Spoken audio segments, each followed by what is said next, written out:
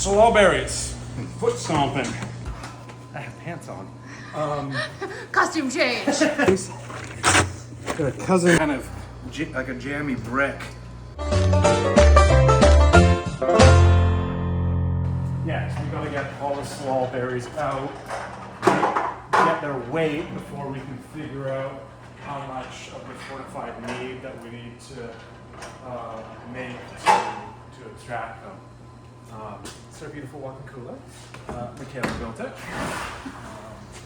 And these are all the salal berries in these buckets that we de-stemmed, which I think we got some video of before, but basically after our foragers pick these berries, they're flash frozen in a blast freezer, so it gets them down to minus 30 degrees super quick, which preserves a lot of the flavor and structure and aromatics.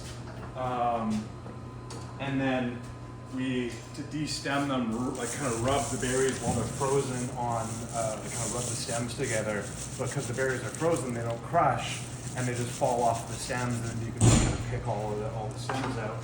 And we're doing a test with this to compare, because that was, it's a full 8-hour day to de-stem 100 kilos of salal berries. Crushing it is nice, but we actually want to add some tannin to this batch, because mead on its own doesn't have a lot of tannin, so we're going to add trailing blackberry leaves to get a tannin, but the stems of salal berry are also very tannic. So we were going to do a test steeping just the berries and then steeping whole cluster, and hopefully it's not too overly tannic, and next year we can skip the whole de-stemming process in its entirety. There we go. Yeah, so this is the berries. Oh, they're still frozen. Some of them are. Yeah, they're. Okay. I should be able to crush that. That should be fine.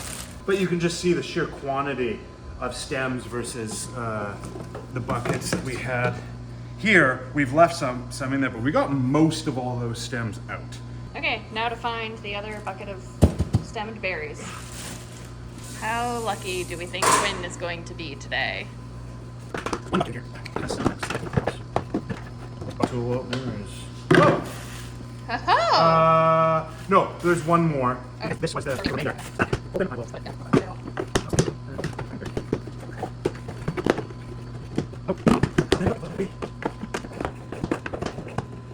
No.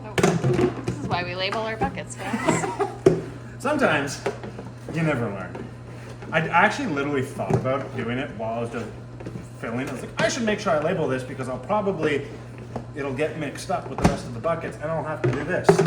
And of course, I said that to myself. And then didn't do Okay, anything. final three. You got 1 in 3 chances. Yeah, well, it's about to be 50-50. It is just going to be the last bucket. I know, that's how it works. Okay, 50-50. Which one do you think it is?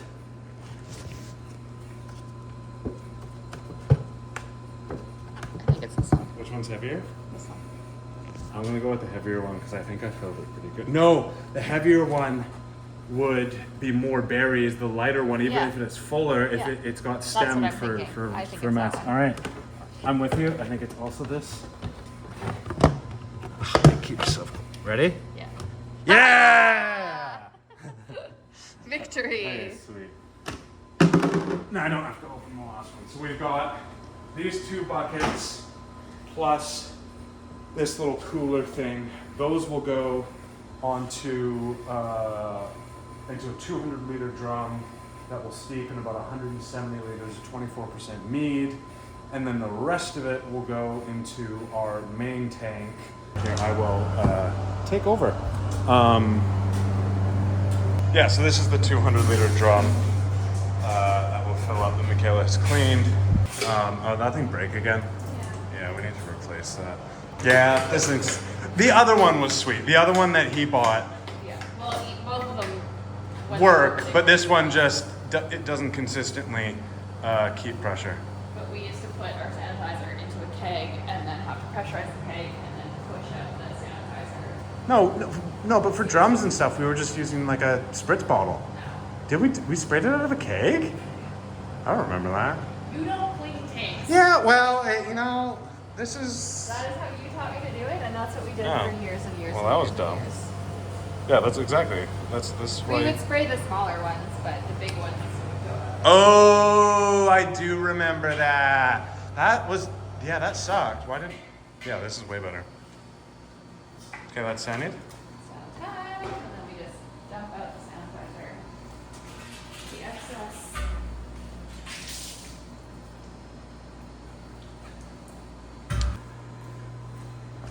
I feel it's going to be a lot of this just like swapping camera and swapping perspectives as we're trying to like work and do things.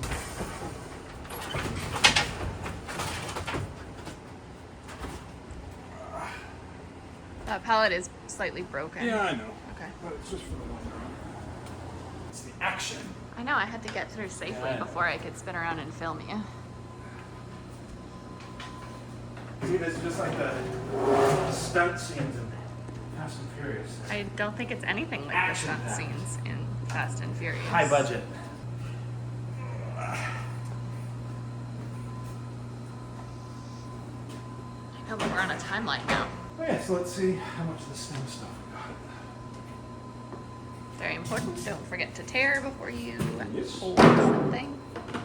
This one already opened. We can open these.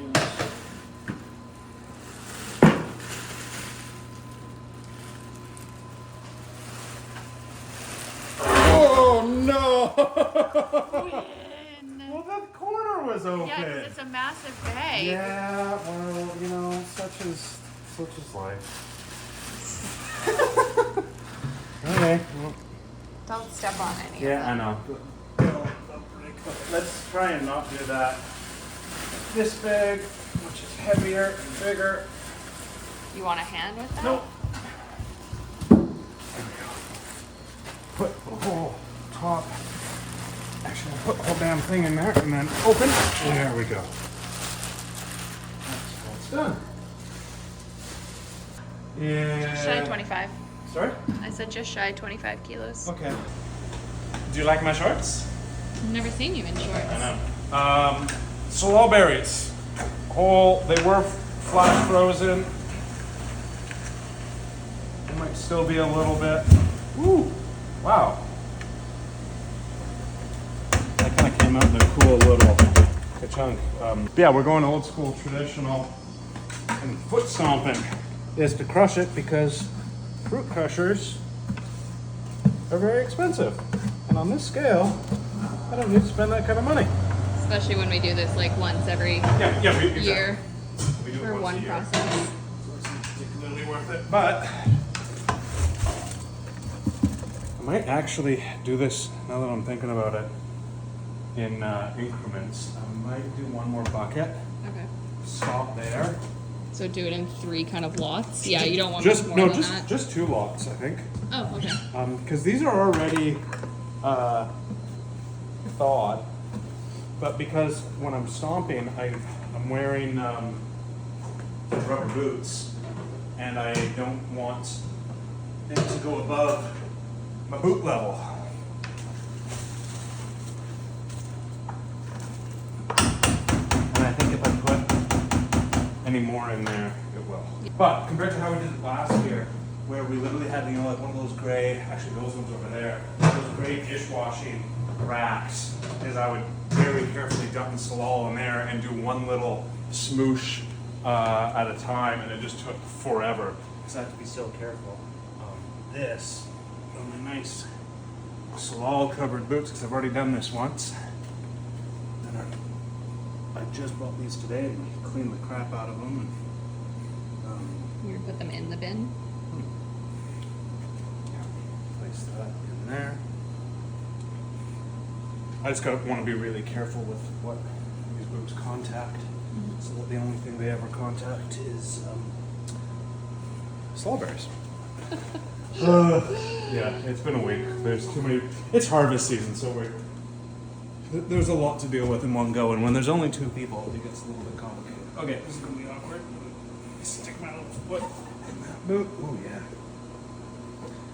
Is it squishing down more already? Oh, just absolutely. compared to the other ones? Yeah, I am thinking.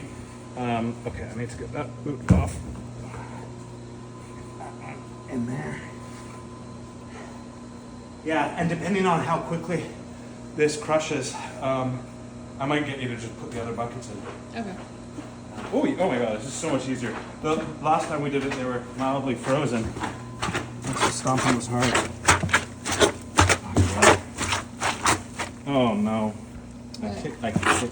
Oh, you got too excited and it went in your boot? Yeah. Well, not from sinking, but No, I I know, picked but it you up. picked it up. Oh yeah, that's suction. Okay, I'm not going to put any more in here because of the suction. Sing your crushing song. The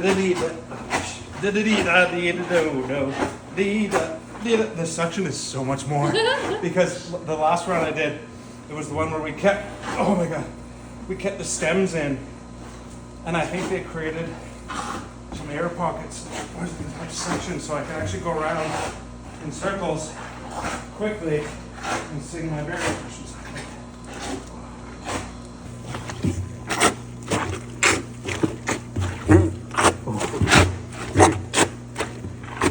So hard to look at. So these are wild salal berries. They're cousin blueberries, native to the west coast of Canada, and I think the US, and definitely up into Alaska and such, but they're the dominant understory in our forests. They kind of taste like a cross between blackberry and blueberry, I guess, with a little more complexity. But they're relatively dry. But we had a really good season this year. I think it's warmer temperatures in May. And we got these berries were picked by our foragers, Ben and Celia, of course, for dinner. Master foragers, they went up North Island, I think, to pick these, where North Island gets a lot more fog than we do down south. We've had one of the worst droughts this year. Oh my gosh. We've had one of the worst droughts this year in history. So the salal down south, here in Victoria, up in Nanaimo, really, really dry and mealy. Whereas the salal up north where there's fog has stayed really nice and big and juicy because the fog will condense on the leaves and on the berries, and water droplets will fall down and keep all the plants hydrated. Which is also why if you have an open field with no plants or whatever, or a concrete jungle, that water is not getting into the ground because it can't condensate on anything. And that's another story. Yeah, do you want to show how much these have...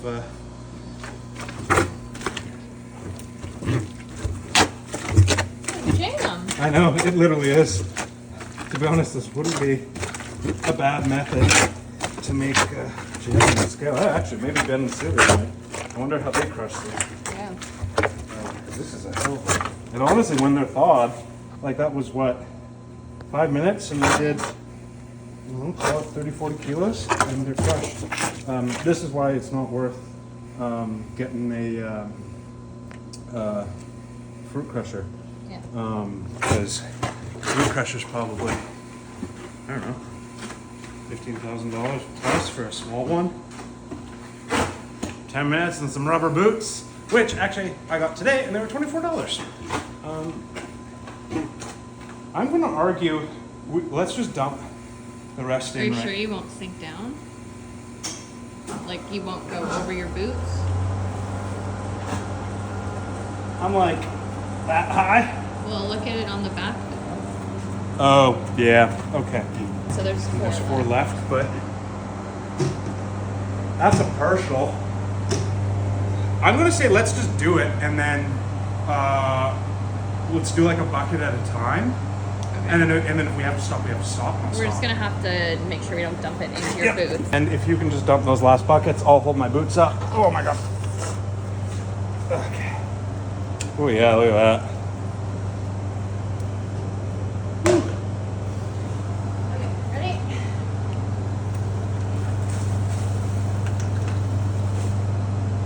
There you go, that's better. To extract that, we don't have our ventilation fan going on in here, so I think it's pushing 30 degrees because I want to keep my honey warm again, which is why it's annoying to try and do 4 different productions all in one go, which we normally don't do. We normally do one thing at a time, but hey, it's harvest season. We honestly don't even have Oh. bad. What? Weren't we doing this 1 bucket at a time? How many did you put in? 3. Well, 2.5. This one was a half. Okay. I was gonna say we don't have it nearly as bad as wineries though. No. No, this is. Where it I guess I literally shouldn't be complaining. your entire annual production in a matter of weeks, Yeah. days. Okay, you can. Thanks. Push that down slightly. Aim my little toes. Oh gosh. Oh no. Oh no. Okay, we're here now. Actually, I can kind of hold myself up, and Yeah. actually, that's me on the ground. It is, like, literally, that is the level right now of it not. Yeah, but I worry as you start stomping. Yeah, but that's more yeah, it's not coming into my boot. I mean, it's getting close, but this is a lot slower than what I was doing before. Yeah, but everything on the bottom is crushed, so. Yeah, exactly. But now, as I crush the top stuff, it should compact Right. a bit more. Oh my god. Suction is next level. Sounds like I'm tooting.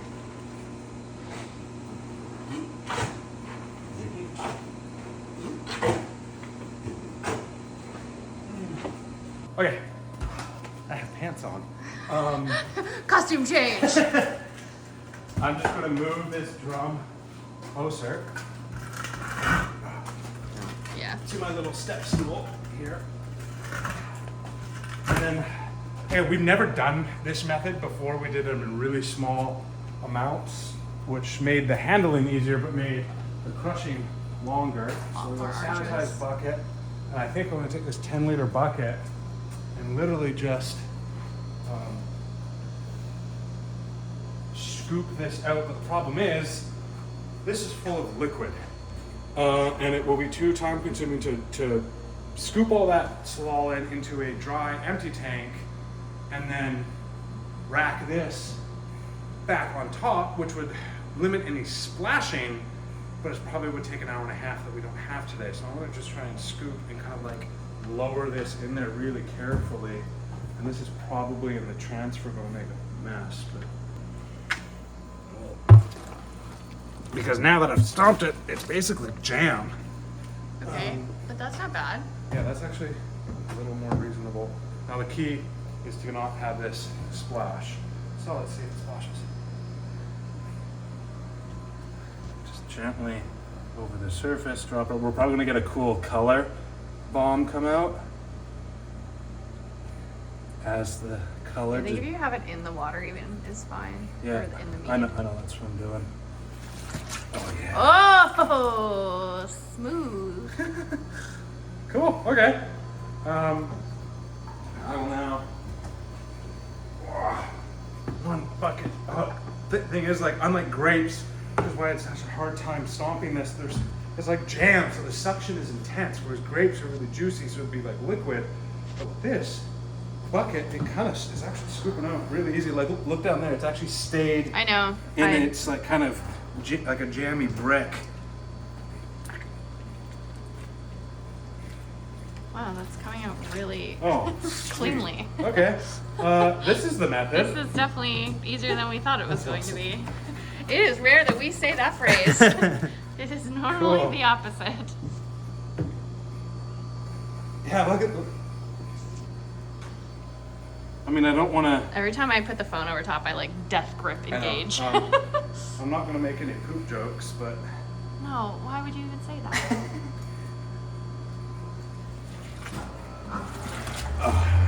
But it's going to be tasty.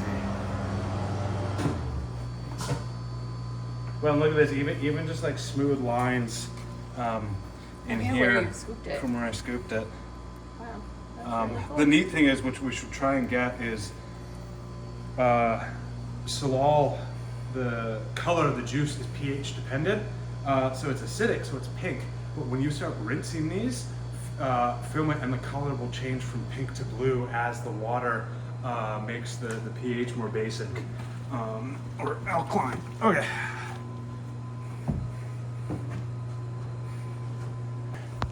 So just grab any one of those. And it usually, what I remember from when we did this 2 years ago, the color change is kind of almost at the end when there's a little bit left and the bulk of the content is water. Let's see.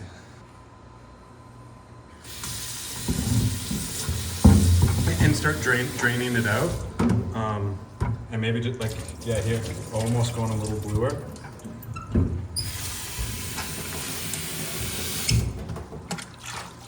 Yeah, there it is. It's now almost purple. Yeah, it's purple. There. Oh, there it goes. That's cool. There's the change. I can't remember what the name of that phenomenon or whatever it's called, but it's the same reason why, like the purple Empress gin, It's the also made here in opposite Victoria. of the butterfly pea. Yes, it's the pea flower thing. So technically, can we say that our Kina-Salal is color changing? No, because I think, because, no, pea flower is the opposite. That's what I mean. It starts blue and it goes. No, pink. but that would be because when it's in the That's when you bottle, add it to tonic. Yeah, it's Yeah. blue in the bottle because it's alkaline Yeah. at a water pH 6 or 7, and then when you add tonic, it's acidic, whereas these are already acidic. Yeah. So you'd have to, yeah, it might not work. Either way, okay, I'm just gonna keep rocking and rolling. I think I forgot to add the reason why we're doing all this is to make our Kina-Salal, which is a seasonal product that we do. It's Kina. It's a tonic wine, so it has bitter quinine added to it. The same thing that makes tonic water bitter. The French basically took quinine and added it to wine and made a tonic wine because they're French. So we're doing the same thing here. This is kind of our love letter to Dubonnet, if you've ever heard of that. It is a French tonic wine, traditionally made with a grape mistelle, so unfermented grape juice, fortified, and then bitter quinine and different botanicals added to it. So we're using, all the seeds and leftover debris. It kind of starting to float up to the top. There's some air bubbles. That'll be a little more dramatic when I stir it. Sorry. Anyways, tonic wine. So we're using Salal berries because we are a meadery as a kind of local wild foraged approximation to the Dubonnet's mistelle, and it's a beautiful, lovely product. But it's seasonal because it's a pain to make, but it's worth it. And I think one of the favorite things we do, actually, here's I can show you the label. Yeah, there you go. Kina-Salal. I'm exhausted, and we're trying to go see 2001: A Space Odyssey in the IMAX in an hour because we got tickets we didn't know were available for this thing. So we're kind of rushing to get this done. So toodles, bye. So after we got all the Salal berries in here, we now just gotta stir it up. And I was just saying to Michaela that I think we need to probably stir this once a week, or at least very soon. There's going to be, if you actually open up that, here, I can reach and do it, stuff, all the debris that we didn't filter out is floating on the top, so maybe we'll take a sieve to that and pull out that debris, because otherwise I basically have to stir every week, which I should be anyways, to increase surface area for better extraction. But who needs the gym? who needs it? So this one is our smaller experimental thing. Same salal, same mead, same everything. The only difference is we did not destem all of the salal berries, so you can, or blow away any of the chaff. So you can see we've got some pine needle, probably Douglas fir or something. And then if I lift this up, you can just see all the stems and a couple salal leaves, and you know. And I feel like the berries got less crushed as a result too. Actually, or maybe they're on the bottom. No, that's actually a really good point. Because when I stirred that, I wasn't seeing whole berries. But yeah, because these stems would have protected some of the berries in like a web kind of thing. But yeah, I don't know. We'll see how this turns out. I think these stems are going to contribute a lot of tannin. It might taste amazing. It might not. But the hope is next year when we do this, we don't have to spend an entire day destemming all the salal, because if this tastes really, really good, and we're not worried about microbial contamination, because this is 24%, and I'm also going to add sulfites to that to kind of help give us some protection. But salal berries are one of the, it might be the most antioxidant berry. They're very high up there. Anyways, oxidation is not a concern when you're adding salal because they're so antioxidant. I'm still going to add sulfates because I would rather be safe than sorry. Mind you, at 24%, it really should be fine. Anyways, yeah, that's yeah. And these are now going to sit for 2 months. I will stir them periodically, and I might skim off some stuff on top. But See you in November. yeah, thanks.